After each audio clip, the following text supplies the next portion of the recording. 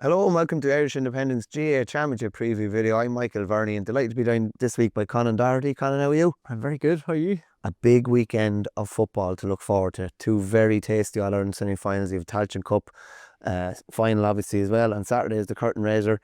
Where do you want to start? I think Tyrone and Kerry is probably the only real starting point, and just even given what the last 25 years has thrown up for us. Yeah, take your pick. We can start with anything, really. But I think Tyrone going for the hat-trick of All-Irelands is probably making this even more appetising, but also a hat-trick of dumping Kerry out on the rear as well in all age groups. And like you say, with the history of the last 25 years, how much more of this can Kerry take? I mean, surely they have something saved for this, because they must be sick to the back teeth of seeing Tyrone coming down the tracks. Yeah, and just even, I know it's 4 years ago, and I know they've played in an All-Ireland quarter-final since, but even that COVID semi-final surely is in the back of their minds to some respect as well.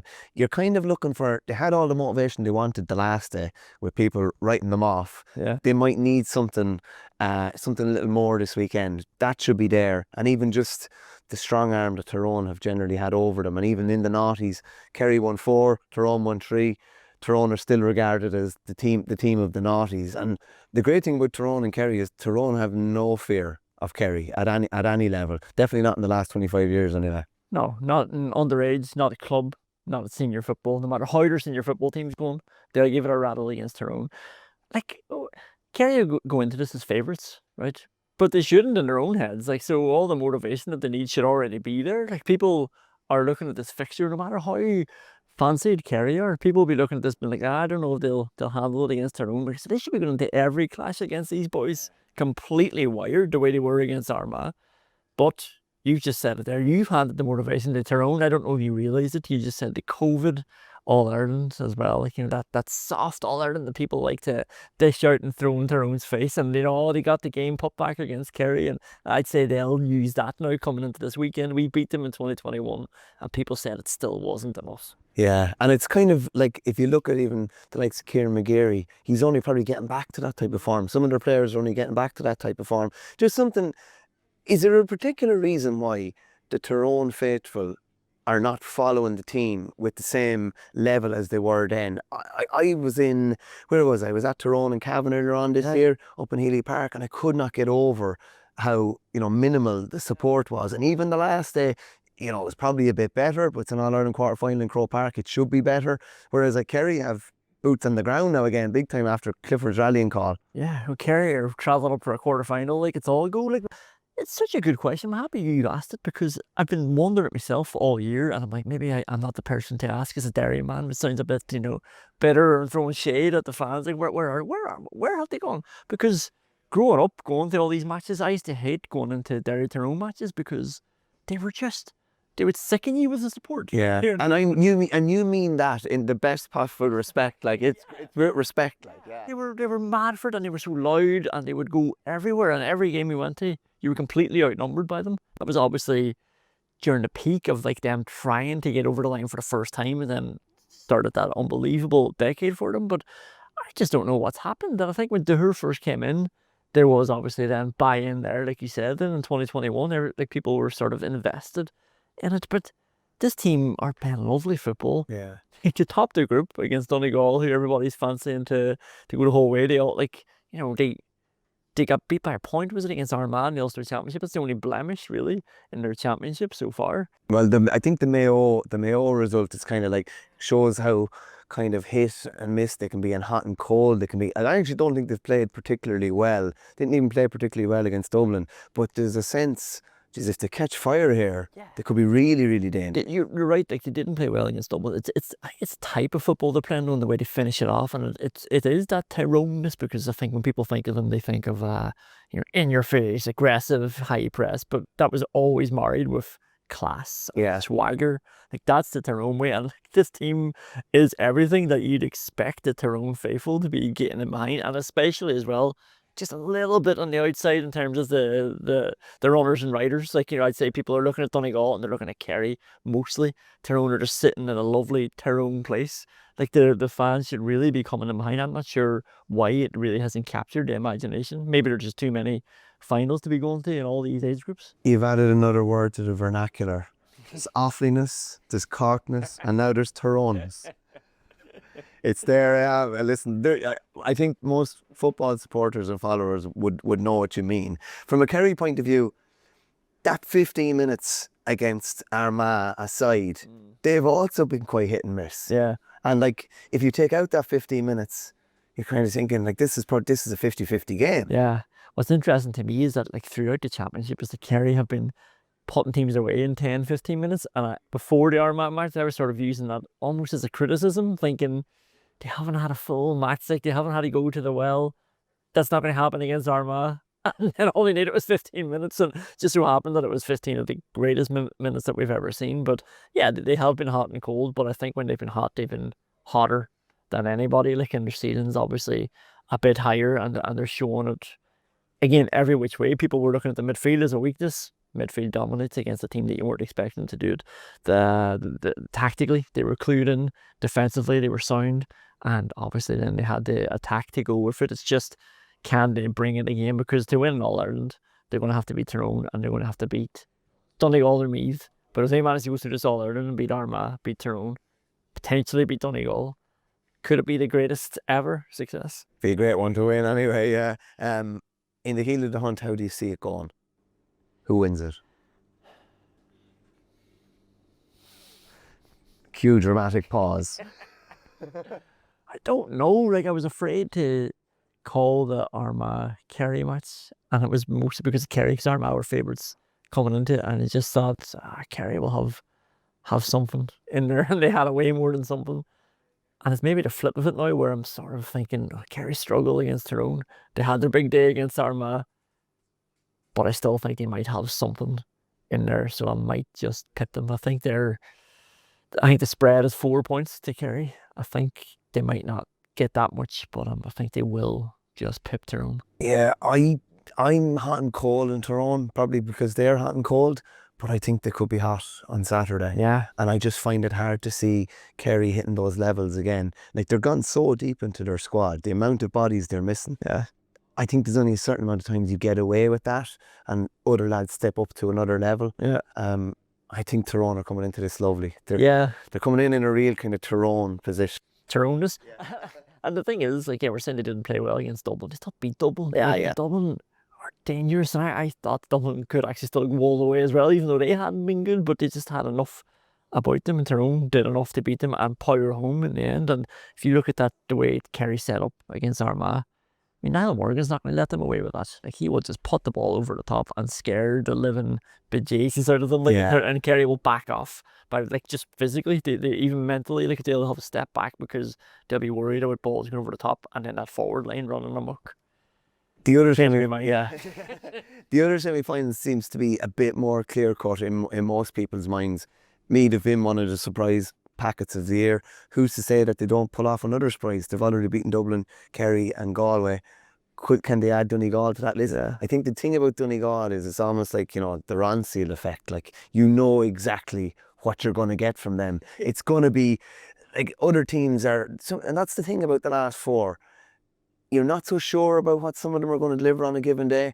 You generally have a fair idea with Donegal. It mightn't be for the 70 minutes. For the last two games, it's probably only been for the second half. But that's been more than enough on those occasions. You're absolutely bang on. Like, I think the biggest strength of Jim McGuinness, or Ronseal McGuinness, as we're obviously calling him, is that the base is always high. Like, no matter how bad Donegal play, it'll be at a consistent standard, like, and it won't drop too deep. It'll never be a bad performance. Like, there'll be consistency, and I think it's because everything they do is just lined with honesty.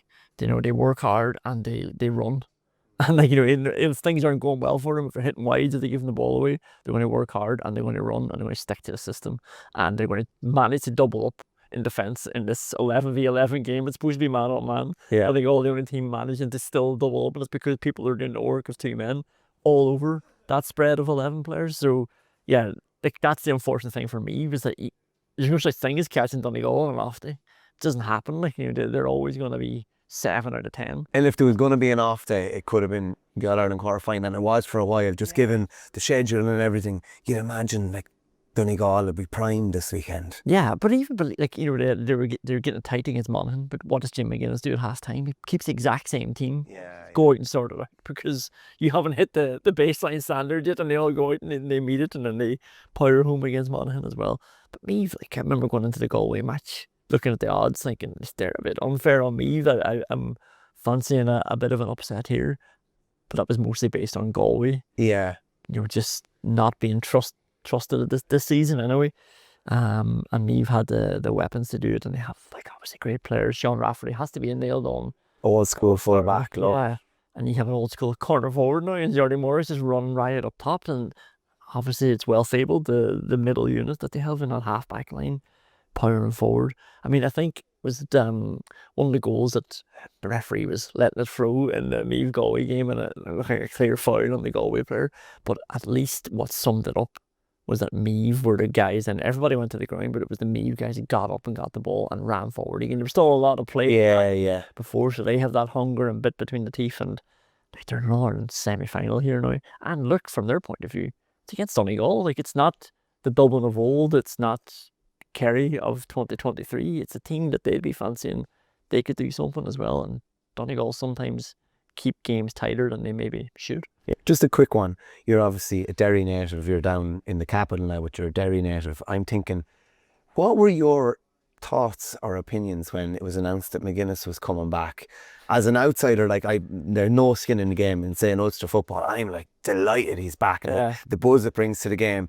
But like, and I can't imagine what that felt like for Donegal players, but for opposition supporters, players, managers, there's probably a bit of a fear, is there? There's just an aura that he brings to the table. Yeah. Like, Derry had been 2-time Ulster champions when McGuinness was announced, and I was like, oh God, this guy who just wins the Ulster championship as his bread and butter has come back now. Derry had a bit of a pep in their step at the time. They'd won those. Right, yeah. So there was almost a bit of cockiness, and that was lined through the management team. So Gavin Devlin said on Colin Parkinson's podcast, he was over Derry at the time as the main coach, and like, this is how Jim McGuinness can get in your head, even if you're not afraid of him. He had talked about, I wanted to hammer them, I wanted to make a statement, and I think that's just because it was Jim McGuinness. Yeah, totally. And they had Donegal coming up to Celtic Park, and they, instead of just playing the way they were playing, beating teams, they put the keeper out into midfield, they got caught. But that's set off Donegal. That's rent-free though, isn't it? That's someone living rent-free in their head without actually doing anything. But he's done that against, you know, Declan Bonner. Yeah. Would have been like, no, let's beat Donegal. But like, no, I'm fed up with people talking about Jim McGuinness. You know, they'd won the Division 2 league title, and Derry's like, we've won Division 1, let's do something stupid. And then that's just gives Donegal the victory that they need to propel them into an All-Ulster Championship, which has put them in his foot now, where we're talking about them as All-Ireland contenders. And he's on the same trajectory as his second year, first time around. They won Ulster, they won Division 2, and now they're in All-Ireland semi-final. They're very, very close. Do you think there's a clear... Because I remember the last time, so 2011, they were good, but then 2012, it was like, oh my God. They, like, from the very start, they played Derry in the first round.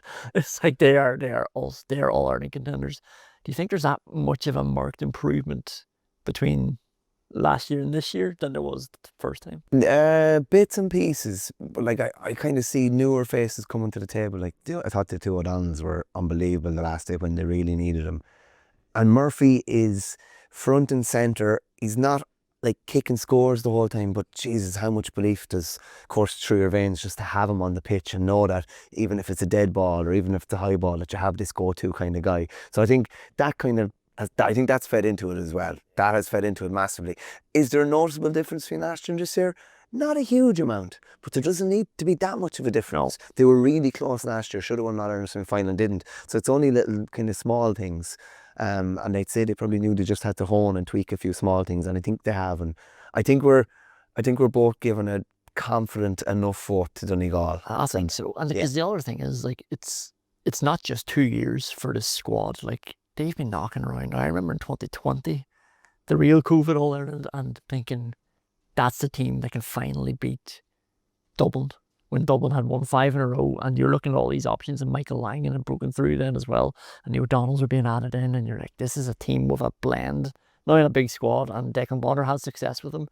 They got caught by Cavan with that very last second goal, and Cavan won the Ulster, and Donegal were out. But I remember back then, like, this team can compete for an All-Ireland, and this is why eventually they ended up getting rid of Bonner, bringing in Jim McGuinness, because it wasn't meeting the standards that they could have reached, and obviously McGuinness sure bet to get that out of them. Yeah, and they landed to his house and sent letters and did whatever they had to do. Patrick McBurty campaigning for him, and he's Yeah. And he came on the last, and that shows how ruthless it is.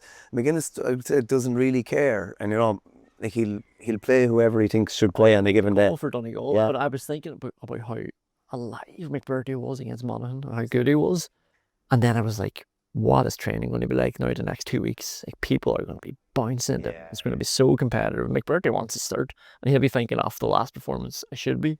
So it's going to be just an unbelievable camp for them now. Potentially for 4 weeks if they do go the whole way to the final. The curtain raiser on Saturday, Colin, is the Tailteann Cup final. Obviously, Kildare, Division 3 team, Division 2 next year against Limerick, Division 4 team this year, one Division 4 are going to be up in Division 3 next year. As regards Kildare, this is not where they wanted to be, but they've adapted to it well, and they've the semi-final was not good on the eye, but they got the result that they needed, and 2025 wouldn't be a bad year if it finished with Tailteann Cup success and a guaranteed place in the All-Ireland for next year. Not at all. And like, I saw Kevin Feely talking well about the Tailteann Cup, and it's a final at Croke Park. It's a big deal, and it guarantees. It's an All-Ireland final, and it's not probably spoken about enough. And whatever about their league then next year, it guarantees them, qualification into the All-Ireland, and like, that's not to be sniffed at. And it's always been good teams competing at the Tailteann Cup final level as well, right back to the first one, the Cavan West Meath game. It was amazing. Like, and it's good teams that are winning it then as well. Like, West Meath, Down, like, these teams that are mixing it then with the best teams when they come into the All-Ireland series. So like, this is just a route into that next year, on top of, like you say, All-Ireland medal at Croke Park. Like, how often are you going to get to do that with your county? Never mind with any. Exactly, yeah. Colin, thanks a million for your time. We'll be back again next week with another GAA Championship preview video.